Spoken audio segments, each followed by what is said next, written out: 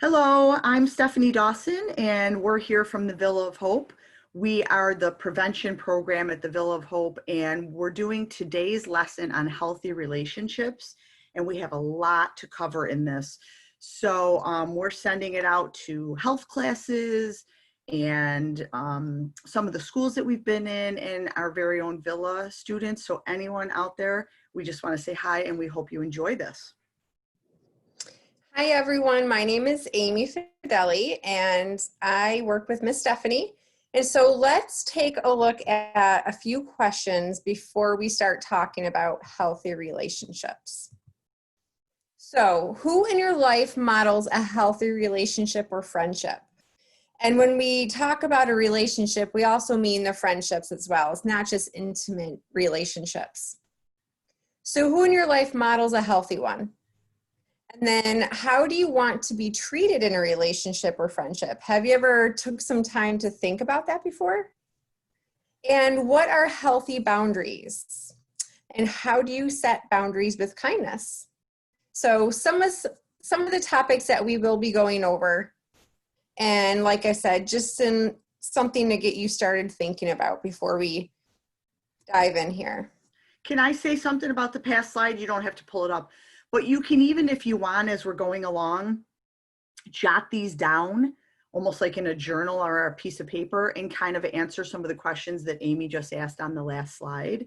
And it'll kind of get you thinking, because we talk a lot about where did we learn what healthy relationships were? You know, did we learn from our parents or our grandparents or, you know, older siblings who might have been in relationships? So this is a really important topic, especially for teenagers, because we want you to think about this and start to look for these healthy relationships in your life and be able to kind of take a look at the relationships you are in and what are they doing for you? How do you feel in them?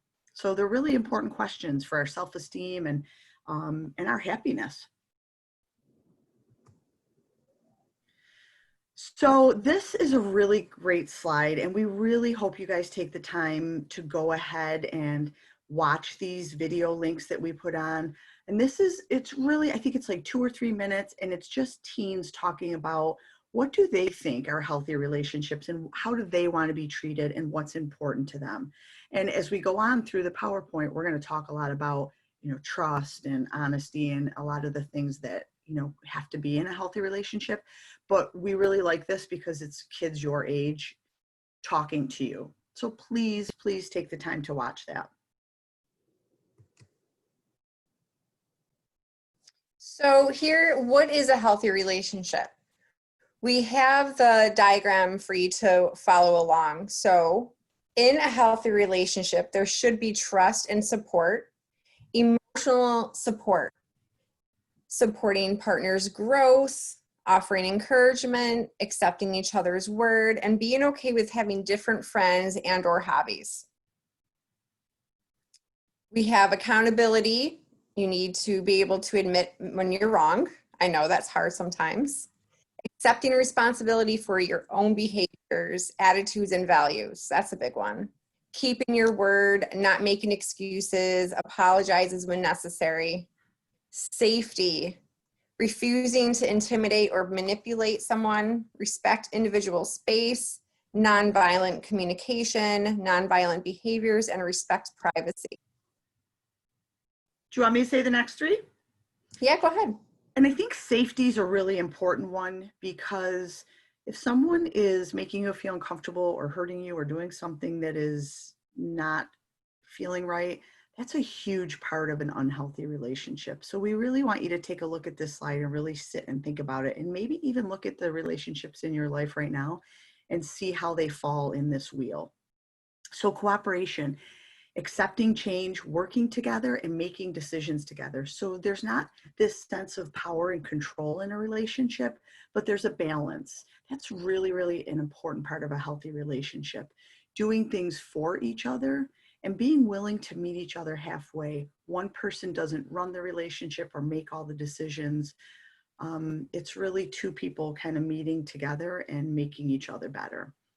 Doing what is best for your partner versus what's always best for you. So not so much that selfishness, but you think of the other person. Not that you always put them before you, but you do think of them. Communication is a big one, and we talk about this a lot with the teens that we work with. Being able and feeling safe enough to express your feelings. That's huge. If you don't have that in a relationship, it's probably a toxic relationship or something that's not good for you. Knowing that it's okay to disagree, engaging in those tough conversations and being able to get past them and still care about each other and not attack each other, and using I feel statements versus attacking someone. Direct assertive communication and being able to make time to check in or say what's on your mind or what's happening in that relationship and to be able to talk about that. Respect, also very important. Being able to respect that person, respect their decisions, their own independence, their life, the things they like to do, and not wanting to change that person. We don't go into a relationship wanting to change someone, okay? So working together, respecting their boundaries, and boundaries is a big thing we are going to talk about later. And a lot of times our teenagers aren't quite sure what those mean, and we're starting to learn, how to help them have those boundaries in their life. What's their limits? What's their boundaries? So our next slide, why is it important? Why are we doing this? Like, why is healthy relationships such an important topic?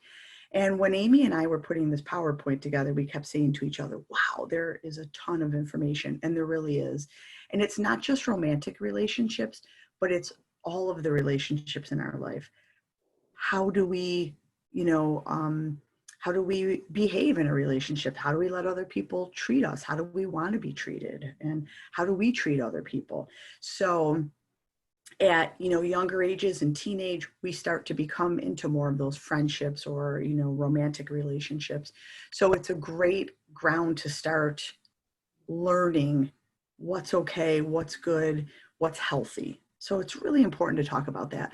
Maybe sometimes we grew up in a family that the role models were not the healthiest, and maybe they struggled, right? And someone didn't talk to them about what healthy relationships were. So we might not have always had the best role models, but it is always something that you can be aware of and change, right? And you have a voice in your relationship or friendship. So this is a really important topic for all of us. We still learn from this. Okay.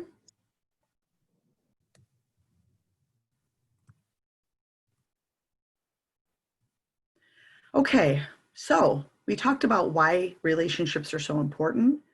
How do we build them? How do we know that we're, building a healthy relationships, or how do we know even how to do it, right? So when we talked about boundaries earlier, boundaries are very important because they are a set of our personal limits that reinforce our sense of identity and our autonomy. So it's basically, our boundary is our wall. Like, I'll accept this, but not this. Okay, so this is okay for me, but this isn't. And I get to make those decisions about what those boundaries are. And what happens is you become very strong at saying, nope, I'm not going to let you cross that boundary. That doesn't feel good for me. That's not healthy, whether it is physical, sexual, emotional, or spiritual. So knowing ourselves and knowing what feels okay and what isn't is a huge part of the process of building a healthy relationship. So you really need to spend some time and say, what does feel okay, or what's been done to me that I don't like, or what are some things I'm absolutely not going to budge on. And those are my boundaries. And if someone continually tries to cross those or bulldoze through them, then that's not somebody that's a healthy relationship or someone that cares for you. So being able to know what your boundaries are and then keep them safe, okay? So demanding respect. So this might even be an opportunity or after to kind of write down what's important to me, what are my boundaries, and work hard at keeping those, okay? So let's see our next slide. This is a great video. So again, please take the time to watch it. It's super short. I think it's like 4 minutes, but it talks not just about romantic relationships, but it talks about friendships, and it talks a little bit about social media. In the world today, we can get a hold of someone like that, right? So sometimes that's overwhelming and it's a bit much, and maybe we need some downtime, or we need some quiet time, or we're working, or we just need to set a boundary. So please take the time to watch that. It's got some great tips in it. Okay, I love boundaries. I could talk about them all day. So, 4 reasons we need strong boundaries. Boundaries allow you to be true to yourself, right? So they help you take care of your own feelings, your own decisions, and what you need and want. If you give those up all the time, then you're kind of like letting other people take advantage of you or walk all over you, and you don't have your sense of who you are and your independence and your strength. So being able to draw that line, and I love that picture, and not let people cross that, right, is taking care of yourself. And that's a huge part of self-love. So next thing, boundaries are a form of self-care. Being able to say no to things that you aren't comfortable with, that don't align with your priorities or values, or that don't make you feel good. And it is not selfish, it's not wrong to take care of yourself. And boundaries also create realistic expectations. When you clearly communicate what's okay with you and what's not, people know. And then when you hold them to task, you expect them to behave that way. And the people that don't respect that, then you really need to look at what is their purpose in your life or their role in your life, and do you really need that? Sometimes those are going to be some tough decisions, but in the long run, it's going to be taking care of you. Boundaries create safety, whether it's physical, emotional, whatever it is, but it's you taking care of yourself, not waiting for someone else to do it and not relying on someone else to do it, but you taking care of yourself. And someone that's healthy and truly cares about you is going to respect that and also want you to be happy and taken care of. So boundaries are super important. Okay, you want to do this one, Miss Amy? Okay, so here are some healthy ways to communicate. And we listed a few here, and then on the next slide, I know I have some do's and don'ts. So it might be a little repetitive, but stay with us. So finding the right time. That can mean, in the right space, maybe after an argument, not during the argument, maybe, you take a break, but finding the right time for both of you. Talking face to face. I know cell phones are a big way to communicate these days, but text messages can be really kind of confusing at times, right? Yeah. You don't really hear a tone in a text message. So talking face to face is very, very important. And then, like Miss Stephanie said, using the I feel messages. So here's an example. I feel sad when you talk about me because da da da da. So making sure you use those I statements, you're connecting your feelings, and being able to communicate that is huge. Being honest should be a no-brainer. Check your body language too. So coming into a place, healthy ways to communicate. You don't want to be crossing your arms, right? You want to be able to give someone your full attention, and that goes with your body language as well. Use a 48-hour rule. Can you talk about that, Miss Stephanie? I sure can. Give yourself time. If you are too upset or you're not quite sure, step away and give yourself some time to think before you communicate, right? Maybe you want to jot some things down, or you need to journal, or you want to put down your I feel statements, or you really want to kind of sit with it and understand.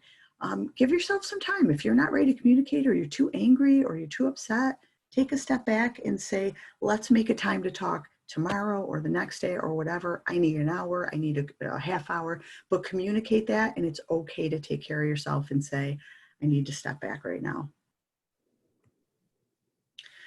Okay, so some do's and don'ts. Do go into them calm, right? Healthy conversations. Calm yourself down, make sure you're in a good place, make sure there's not a lot of distractions, and try to really hear the other person out. A lot of times we go in and we just want to be heard, and we don't know the importance of listening. So maybe even set up some time before you talk to say, I'm going to say something, and then we're both going to give each other 10 seconds of not responding, right? So that you can definitely set up little rules or contracts for that. Stay focused on the topic. Try not to bring in things that happened, years ago, or something that you haven't gotten over. Maybe set that for another time. Name the specific behavior that you're talking about, and Do validate what you agree with. So be able to say, yeah, yes, I like that, or be able to, give validation back. Blaming or criticizing is surely a don't, because that's going to end a conversation really quick, because people will get defensive, and then you will have people close off and not be able to talk to each other. And that's not really what you want in a healthy conversation. You want to be able to connect. You want to be able to be vulnerable and hear each other's side and come to a common place. So that goes along with not using abusive language, yelling at someone, calling them names, bringing up the past. Don't respond to every comment. So that might go to what we talked about before, is give yourself 10 seconds before you respond so that you can listen. And then don't try to be right or superior. If you want to be right all the time, you're probably going to go through a lot of relationships. If that's your priority, then that's going to be hard to work with someone else. Okay. Okay. All So right. So here are signs of a some of healthy and unhealthy relationship. You want this one, Aimee? Go ahead. Go ahead. Okay. So healthy relationships, and I think you guys are getting the gist of it. Treat each other with respect, letting each other have different opinions. We are separate individuals, right? The purpose of a relationship is not that we glob together and become one person. It's that we bring the best of each other to each other, and that we continue to grow. So we can have different opinions. We can have different hobbies. We can have different interests. We can have different friendships. That's what makes relationships healthy, stronger, and to keep growing. Freely voicing our thoughts and opinions, and taking responsibility for our own choices and actions. Freedom to spend time with friends and family. Some relationships where you spend all your time together are not healthy. You need to have your own space, your own life, and your own self to bring to that relationship. So on the flip side, sometimes there's that controlling behavior or that possessiveness that you have to be with me all the time, or it means you don't love me. Those are signs of somebody in the relationship that's unhealthy and that's maybe insecure and might be crossing your boundary. So that's when you look at it and go, how does this feel for me? Extreme jealousy, explosive temper, and if someone is criticizing you all the time, giving you orders, that is not a sign of balance or two people in a relationship together. And any type of force or violence or abusiveness is never in a healthy relationship. Okay. Go ahead, Miss Aimee. So looking for the red flags. I'm going to take a minute just to read this quote because I think it's really important. If something on the inside is telling you that someone isn't right for you, they're not right for you, no matter how great they might look on paper. When it's right for you, you will know. And when it's not, it's time to go. So Miss and I always share this with people when we talk. When you have that feeling in your stomach of, hey, you know what, I don't think this might be right, or, it's making you uncomfortable, but you're listening to that gut feeling, you need to listen to that, because that's when the red flags start popping up. And in relationships, we have some listed over here. Miss Stephanie talks about the jealousy, the power, the control, the criticisms, accusations, always accusing you of something, right? And isolating you from your friends or your family. They want you all to themselves at all times. So definitely start paying attention to that if you notice any of the red flags. And there could be other ones too. And you could have your own red flags and make a list and say, here's the things I won't tolerate in a relationship. Maybe I won't tolerate someone that smokes, or I won't tolerate someone that uses drugs or drinks, or someone that is angry all the time. So what are your red flags? What are the things that you will not accept? Good. I think that's really important. So if you have time, make a little list of what are your red flags, the things you will not tolerate. Okay, I love this video too. How to get out of a toxic relationship, because sometimes we realize we're in it, and like Miss Aimee said, we kind of get that feeling in our stomach and we're not happy. And sometimes it's hard to get out of that. Sometimes the other person may put a lot of shame or guilt on us, or say that they're going to hurt themselves or they can't live without us. And sometimes we find ourselves stuck in these relationships. And it is so important for you to be able to get out of that, be able to go to talk to someone, do whatever you have to do. But if that's happening in that relationship, that is not healthy, and you have every right to take care of yourself and get out of that relationship. And here we go. How to get out of it. First thing, step out of denial and take an honest look at your relationship. So the slides that we just did hopefully are helping you take a look at your relationship and go, where does mine fall? How do I feel in it? What kind of person am I in this? Is it balanced? Am I getting what I need? Is there love or is there abusiveness, right? So step out of that denial and take an honest, hard look, an objective look at your relationship. Keep a log of your emotions. How do you feel in this, right? What needs are getting met? What isn't? Surround yourself with positive friends. And if people give you feedback about your relationship, listen, because chances are they're way more objective about it and able to see it better than you are, okay? We get blinded a lot by what we see, but other people can look in and see way better than us. Drop yourself a note sometimes, right? How am I feeling today? What is, write down notes about how is this relationship going, check-ins, okay, journal. And if you have shame about this, it's okay, or shame about yourself, take a look at that, get some counseling, because that might keep you getting in relationships that aren't going to be the best for you. And make sure every day you realize how awesome you are. Yes, you are awesome. Do affirmations, really self-care, because then you will not tolerate being treated any less than you deserve and that you want, okay? And allow your mind and your body rest. When we're tired, it's really hard to make good decisions and to take care of ourselves. And you can get out of a toxic relationship. You have to be aware of it first, and then be strong and get out of it. Okay, 6 healthy relationship tips. This happens a lot we see with teenagers. They get in a relationship, they find someone they like, and they blow off their friends. And then it's that possessive, just always being with your partner. Try not to do that. Try to have that balance, because your friendships are a piece of you, your family's a piece of you, the relationship is a piece of you, and your own time. Okay, so it's really important to balance that. Don't give up on anything else that you love. If there's a sport or a hobby or other things, you should not have to give that up, because that makes you who you are, and that's another piece of your happiness. All of our happiness does not come from a romantic relationship. That is not healthy. There's so much more in your life and pieces of you. Don't try to change anyone. If you're going into a relationship saying, well, I really will like them when I change this and this and this, then that's not a good relationship and not a good way to start. And you wouldn't want someone changing who you are. Speak up, be assertive, take care of yourself. Do not let people cross those boundaries that are yours. And if you are the one putting in all the effort, that relationship is not balanced. And you need to take a hard look at that and either have a very good conversation or cut them off and realize you're putting in too much and the other person is not.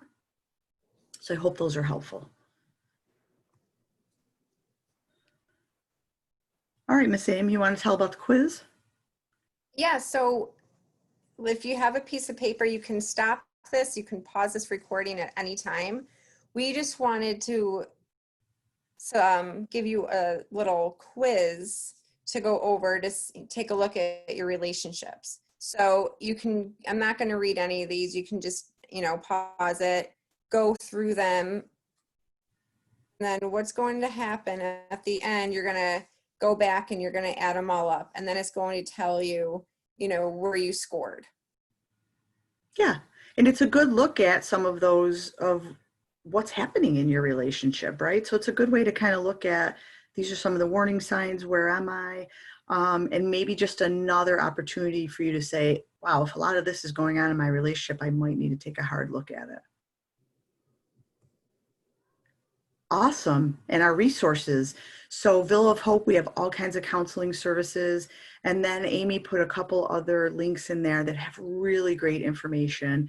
I believe there's also our emails in there. We are always available to any of you if you want to talk, email us, need any help or insight. And I'm going to read these if that's okay. Healthy boundaries are not walls to block others out. They are barriers that set us free to love the right people, most importantly, ourselves. I am becoming healthier and happier because of my relationship. So a lot of information today, and we really hope you watch the video links. They have so much info in them. It was really great being able to share this with you, and we hope this really finds you well and gives you some great insight into being happier and healthier.